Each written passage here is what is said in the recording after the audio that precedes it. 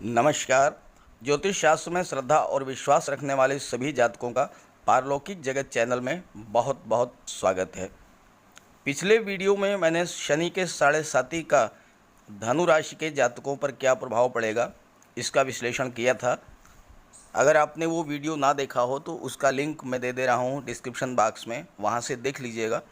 आज के इस वीडियो में हम चर्चा करेंगे कि मकर राशि के जातकों पर शनि की 7.5 का क्या प्रभाव पड़ेगा।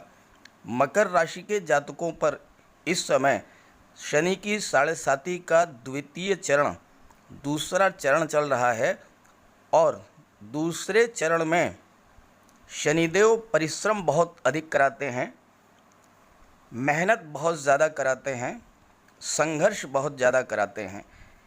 लेकिन आपकी कुंडली में ग्रह स्थितियां ऐसी बन रही हैं कि संघर्ष तो आपको करना पड़ेगा, लेकिन संघर्ष के साथ साथ प्रबल धन लाभ के भी योग बन रहे हैं। ये मैं आपके कुंडली में ग्रह स्थितियों के आधार पर आपको समझाऊंगा कि किस तरह से आपको प्रबल धन लाभ होगा। और संघर्ष तो करना पड़ता है, परिश्रम तो करना पड़ता है दूसरे चरण में, वो तो आप करेंगे, लेकिन धन लाभ भी होगा। तो चलिए वीडियो शुरू करते हैं। 7.5 के प्रभाव को समझने के लिए पहले आपको शनिदेव को समझना होगा। शनिदेव क्या हैं? ज्योतिष शास्त्र में शनिदेव को न्याय का देवता माना जाता है। कुंडली में इनकी स्थिति और इनकी दृष्टि बहुत ही महत्वपूर्ण है। शनिदेव लोगों को उनके कर्मों के अनुसार फल प्रदान करते हैं। कुंडली में शनि अगर अशुभ भाव में गोचर कर रहे हों तो जातकों को अशुभ फल, और अगर शुभ भाव में गोचर कर रहे हों तो शुभ फल प्रदान करते हैं। चूँकि शनि बहुत ही मंद गति से गोचर करते हैं, एक राशि में 2.5 वर्षों तक गोचर करते हैं, इसलिए शनि के शुभ या अशुभ फल बहुत धीमी गति से और देर से प्राप्त होते हैं। जिस व्यक्ति पर शनि की अशुभ छाया पड़ती है उसे अपने जीवन में अनेक समस्याओं का सामना करना पड़ता है। शनि की महादशा 7.5 और ढैया के कारण कई प्रकार के दुखों को सहना पड़ता है और लगातार संघर्ष करना पड़ता है। वहीं शनि के शुभ प्रभाव से व्यक्ति के सभी दुख दूर हो जाते हैं, अकूत संपदा प्राप्त होती है, शनि रंक से राजा बना देते हैं और आपका जीवन बिल्कुल राजाओं की तरह हो जाता है। ज्योतिष शास्त्र में ये मान्यता है कि जो अच्छे कर्म करते हैं, जो लोग मेहनत और ईमानदारी और सच्चाई से अपना कार्य करते हैं, उन पर शनिदेव की विशेष कृपा बनी रहती है और उन्हें जीवन में किसी प्रकार का कोई कष्ट नहीं होता। जो लोग दीन दुखी, असहाय, लाचार, मजलूम, विकलांग व्यक्तियों की मदद करते हैं, उन पर भी शनिदेव की विशेष कृपा होती है, और जो लोग सत्य और न्याय का साथ देते हैं उन पर भी शनिदेव की विशेष कृपा होती है। अब आइए मैं आपको समझाता हूँ कि 7.5 क्या है, कैसे बनती है। शनिदेव एक राशि में 2.5 वर्ष तक गोचर करते हैं। 2.5 वर्ष के बाद राशि परिवर्तन करते हैं। जब आपकी राशि से एक राशि पहले की राशि में, ये आपका लग्न भाव है, ये आपकी राशि है, तो शनिदेव जब आपकी राशि से एक राशि पहले के भाव में, कहने का मतलब ये है कि जब द्वादश भाव में गोचर प्रारंभ करते हैं तो आपकी राशि पर 7.5 की शुरुआत हो जाती है, और जब आज की राशि से अगली राशि यानी कि द्वितीय भाव में शनिदेव गोचर करेंगे, तब तक ये आप पर 7.5 की स्थिति बनी रहेगी। और जब शनिदेव आपकी राशि से अगली राशि को क्रॉस करके उसके बाद की राशि में गोचर कर जाएंगे तो 7.5 समाप्त हो जाएगी। अब आपको मैं एक उदाहरण से समझाता हूँ। मान लीजिए आपकी राशि तुला राशि है आपकी राशि है तुला राशि। तो आपसे पहले की जो राशि हुई वो हुई कन्या राशि, और आपके बाद की जो राशि हुई वो राशि हुई वृश्चिक राशि। तो जैसे ही शनिदेव कन्या राशि में गोचर करेंगे, जिस दिन जिस घड़ी उसी समय से तुला राशि के जातकों पर 7.5 शुरू हो जाएगी। और जब शनिदेव 7.5 वर्ष के बाद वृश्चिक राशि को छोड़ करके अगली राशि धनु राशि में गोचर करेंगे, तब आप पर 7.5 की अवस्था समाप्त होगी। एक दूसरा उदाहरण आप समझिए।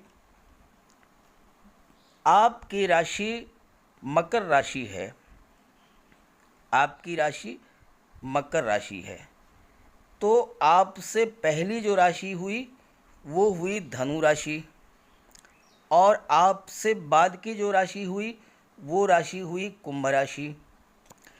तो जिस समय शनिदेव धनु राशि में प्रवेश करेंगे, जिस दिन धनु राशि में गोचर करेंगे, उसी दिन से मकर राशि पर 7.5 शुरुआत हो जाएगी।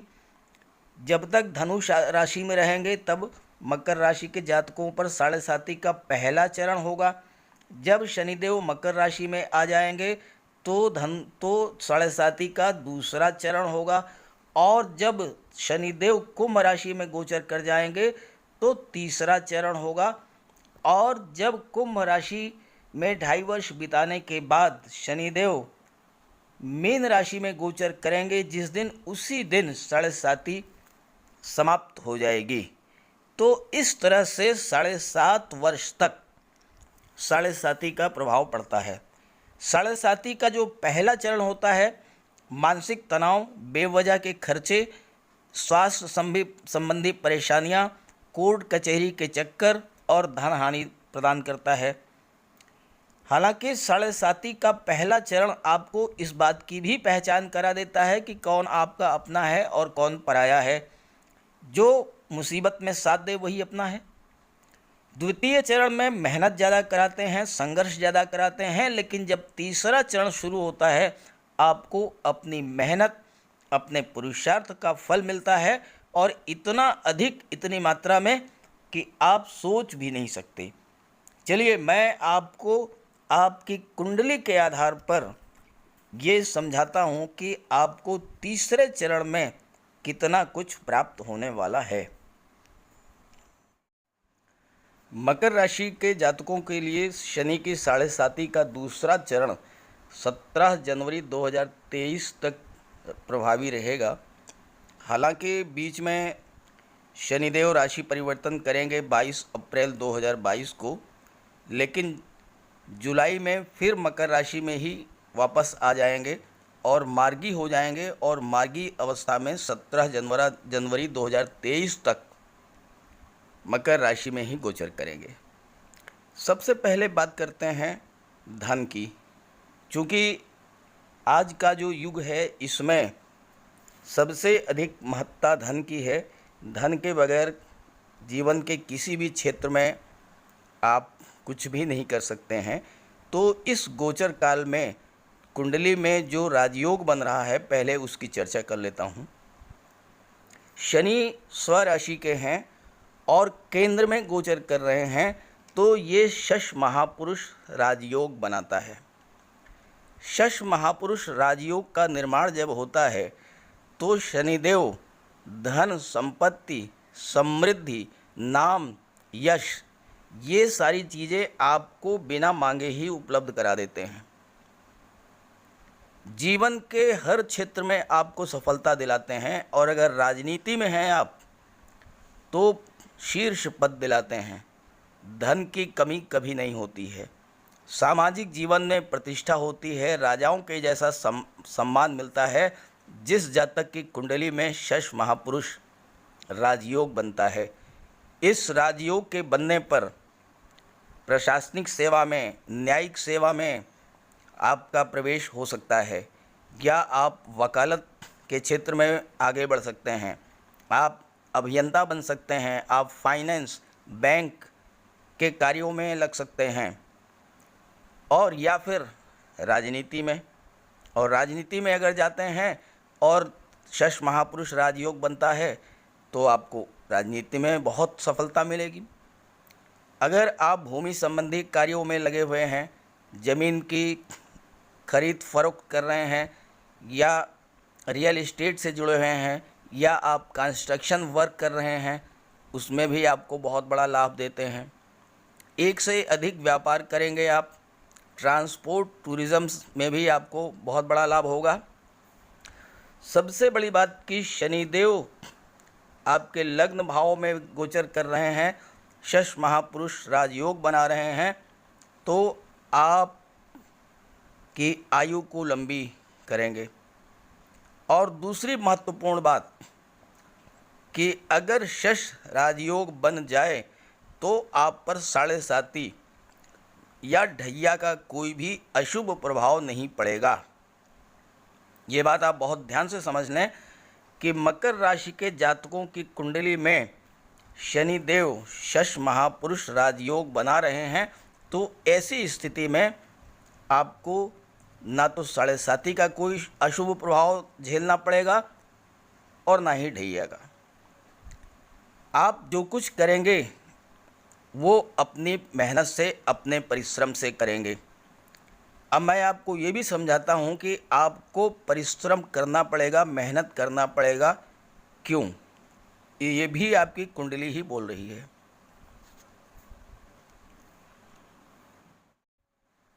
शनिदेव आपके लग्न भाव में गोचर कर रहे हैं। शनिदेव की तीसरी दृष्टि जो है आपके पराक्रम भाव पर पड़ रही है, और पराक्रम भाव के स्वामी हैं देवगुरु। सीधी दृष्टि आपके परिवार भाव पर पड़ रही है, और दशम दृष्टि जो है वो आपके कर्म भाव पर पड़ रही है।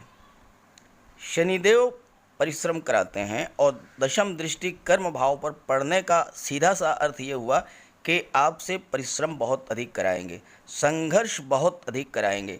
लेकिन 10th हाउस पर दृष्टि पड़ने से कार्य क्षेत्र में बहुत ही बेहतरीन रिजल्ट भी देते हैं, राज सुख और उच्च पद आपको दिलाते हैं। और चूँकि शिक्षा और संतान भाव के स्वामी हैं शुक्र, शुक्र और शनि आपस में बहुत गहरे मित्र हैं, तो ऐसे स्टूडेंट्स जो कि कॉम्पिटिटिव एग्ज़ाम्स की तैयारी कर रहे हैं, शनिदेव परिश्रम तो कराएंगे लेकिन सफलता भी बहुत अधिक मात्रा में देंगे।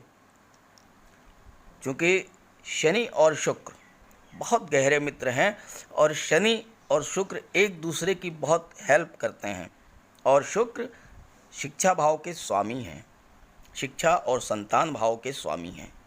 तो जो छात्र आईटी, सॉफ्टवेयर, कंप्यूटर या टेक्निकल लाइन या इंजीनियरिंग की पढ़ाई कर रहे हैं, फाइनेंस या एमबीए की पढ़ाई कर रहे हैं, कॉमर्स या मैनेजमेंट की पढ़ाई कर रहे हैं, मार्केटिंग, इंश्योरेंस की पढ़ाई कर रहे हैं, उन्हें बहुत बड़ी सफलता मिलेगी।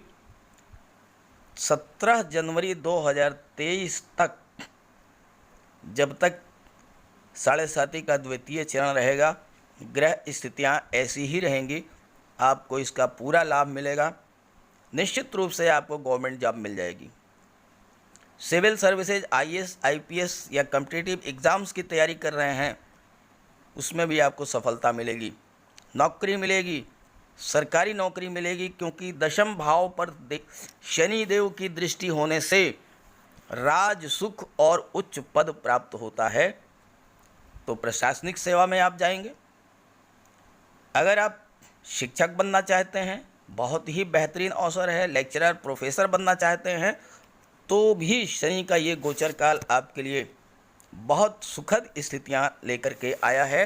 दशम भाव पर शनि की दृष्टि पड़ने से आप अपने जीवन में जो भी बनना चाहते हैं, आपका रुझान जिस क्षेत्र में है, शनिदेव आपको उसी क्षेत्र में आगे ले जाएंगे।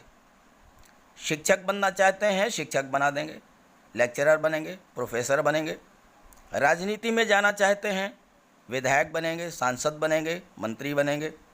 प्रशासनिक अधिकारी बनना चाहते हैं, आईएएस, आईपीएस में सिलेक्शन होगा। व्यापार में आपकी रुचि है तो टॉप पर जाएंगे। आप अपने लिए, ये बहुत बड़ी विशेषता है शनिदेव की, आप अपने लिए जो भी जॉब, कैरियर, प्रोफेशन चुनेंगे उसमें टॉप पर रहेंगे और शनिदेव की पूरी हेल्प होगी। विदेशों से आय होगी, विदेश यात्राएं होंगी, विदेश में आप सेटल हो सकते हैं, उच्च शिक्षा प्राप्त कर सकते हैं। क्यों? क्योंकि द्वादश भाव के स्वामी देवगुरु हैं और देवगुरु आपकी कुंडली के धन भाव में गोचर कर रहे हैं। देवगुरु द्वादश भाव के स्वामी हैं और आपकी कुंडली के धन भाव में गोचर कर रहे हैं। द्वादश भाव विदेश से संबंध रखता है तो आपको विदेश से लाभ होगा, एक्सपोर्ट इंपोर्ट के बिजनेस में लाभ होगा, आप विदेश यात्राएं खूब करेंगे। अब आइए मैं आपको बताऊं कि धन का एक और बड़ा योग आपकी कुंडली में बन रहा है, आप वो भी समझ लीजिए। देवगुरु बृहस्पति आपके कुंडली के एक द्वितीय भाव धन भाव में गोचर कर रहे हैं और धन भाव के स्वामी भी शनिदेव हैं। शनिदेव और देवगुरु में सम संबंध है, एक दूसरे को सपोर्ट करते हैं तो प्रबल धन लाभ होगा। चूँकि सेकंड हाउस में देवगुरु धन, पद, मान सम्मान दिलाते हैं, राज दरबार का सुख मिलता है। ये मैं नहीं कह रहा हूँ, ये लाल किताब कह रही है। सेकंड हाउस में अगर देवगुरु गोचर कर रहे हैं तो राज दरबार को का सुख मिलता है, यानी कि ऐसे जातकों को उच्च प्रशासनिक सेवाओं या न्यायिक सेवाओं में जाने का अवसर मिलता है, या फिर जो उच्च प्रशासनिक अधिकारी हैं, न्यायिक सेवा के जो अधिकारी हैं या जो राजनीति में हैं, उच्च पदों पर है, ऐसे लोगों से आपके मधुर संबंध होंगे, आपके बहुत अच्छे संबंध होंगे और उन संबंधों का लाभ उठा करके आप हर क्षेत्र में आगे बढ़ेंगे, अपना कार्य करा लेंगे, अपने काम बना लेंगे और आप सफलता के पथ पर आगे बढ़ते चले जाएंगे। सेकंड हाउस का देवगुरु आपको धनवान बनाता है, आपको महाधनी बनाता है। आप पर कर्ज कभी नहीं होगा, अगर होगा तो उतर जाएगा। धन, संपत्ति, वैभव, ऐश्वर्य सब कुछ प्रदान करेंगे।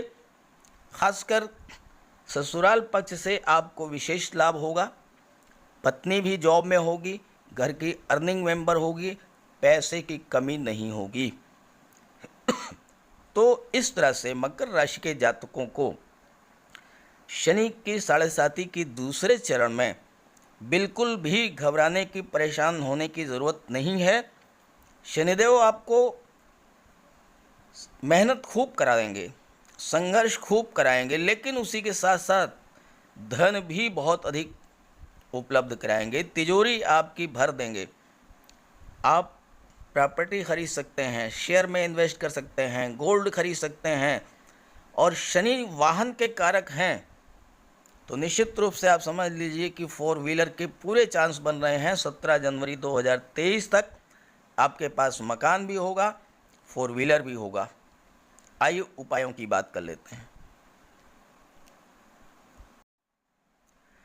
जैसा कि मैंने वीडियो के शुरू में कहा था, अगर आप दीन, दुखी, लाचार, गरीब, मजलूम, दिव्यांग ऐसे व्यक्तियों की मदद करते हैं तो शनिदेव आप पर अत्यधिक प्रसन्न रहेंगे और आपको किसी तरह का कोई कष्ट होने ही नहीं देंगे 7.5 के दशा में।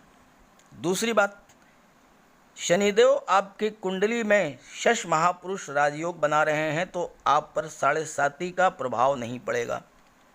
लेकिन ज्योतिष शास्त्र का ये सिद्धांत है कि अगर ग्रह स्थितियाँ आपके फेवर में है तो उसका ज़्यादा से ज़्यादा लाभ उठाना चाहिए और ज़्यादा से ज़्यादा उस मौके का सदुपयोग करना चाहिए। आप शनिदेव को प्रसन्न करें, बजरंगबली की उपासना करें, उनके मंदिर में जाकर के उनके चरणों का सिंदूर अपने मस्तक पर धारण करें। दीन, दुखी, गरीब, लाचार, मजलूम जो भी है, जैसे भी आप जो भी मदद कर सकें, कोई ज़रूरी नहीं है कि आप पैसे से ही मदद करें। आपके संपर्क सूत्र इतने स्ट्रांग होंगे, आप किसी गरीब का कोई काम भी नहीं बन रहा है, आपकी हेल्प से बन जाता है, कोई सरकारी योजना का लाभ उसको मिल जाता है, या और किसी तरह का कोई लाभ आप दिला देते हैं उसको, तो ऐसे कार्यों से शनिदेव आपसे अत्यंत प्रसन्न रहेंगे और आप पर लगातार खुशियों की, धन की, वैभव की, हर चीज़ की, सुख संपदा की बारिश करते रहेंगे। साथ ही साथ शनिवार के दिन आप सरसों के तेल का दीपक एक पीपल के वृक्ष के नीचे अगर जलाएंगे तो उससे भी आपको बहुत बड़ा लाभ होगा। तो सभी ग्रहों की कृपा दृष्टि, शुभ दृष्टि आप पर बनी रहे, इसी कामना के साथ आप सभी का बहुत बहुत धन्यवाद। नमस्कार।